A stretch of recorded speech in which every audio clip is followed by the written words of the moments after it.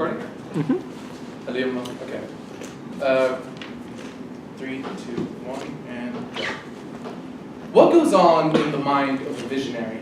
I think it's a question we are enamored with. It's the reason we watch so many TED Talks. But even after so many talks, I still don't know. Now, don't worry, I'm not here to talk about him because I doubt in any way he's an obscure enough historical figure.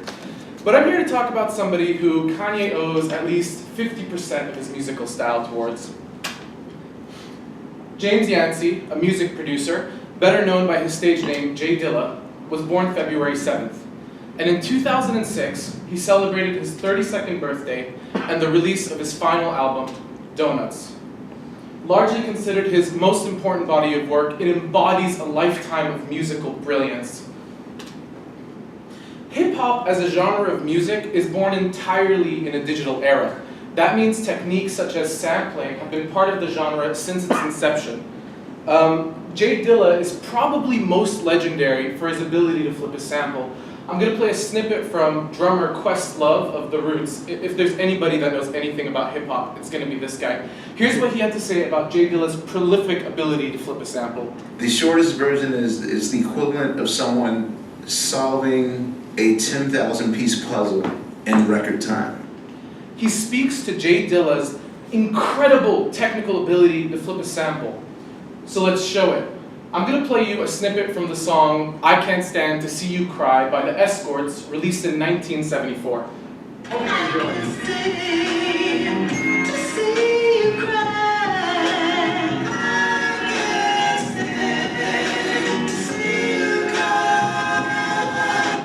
Alrighty, sweet, soulful, dreamy, it's beautiful, not much to say, it's a great song. Now let's hear how J Dilla flips this sample.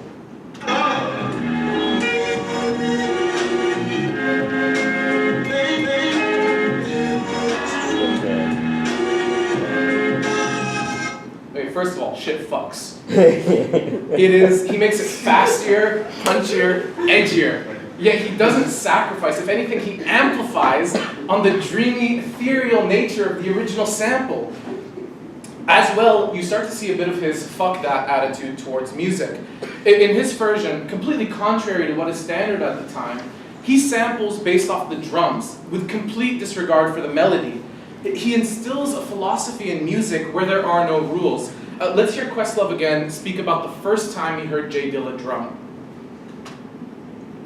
Whereas this part is normal, it sounded like the kick drum was played by like a drunk 3-year-old.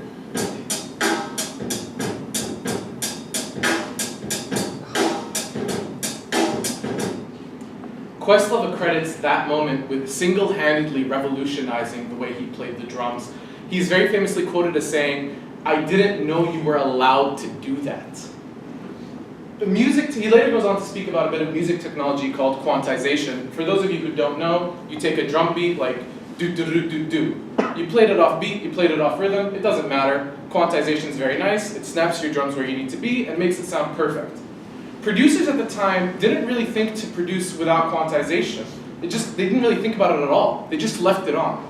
J Dilla very famously never quantized any of his tracks, and it's where you get these crazy off-kilter drum sounds that still sound so good. And that was the point. If it sounded good, it was good. I mentioned to you earlier that on February 7th, 2006, he celebrates his birthday and the release of his final album. It becomes his final album because sadly, 3 days later, he passes away. His death was not unexpected. He had chose to live out the last month of his life in his home in California, after a 1.5-year-long losing battle with an autoimmune disorder. Of the 51 tracks he produced for his final album, 49 of them were made in his entirety from his hospital bed. So what goes on in the mind of a visionary? I still don't know. But for one man, in his final hour, you hear it in his music. And he lives on in his legacy to hip-hop. May he rest in peace.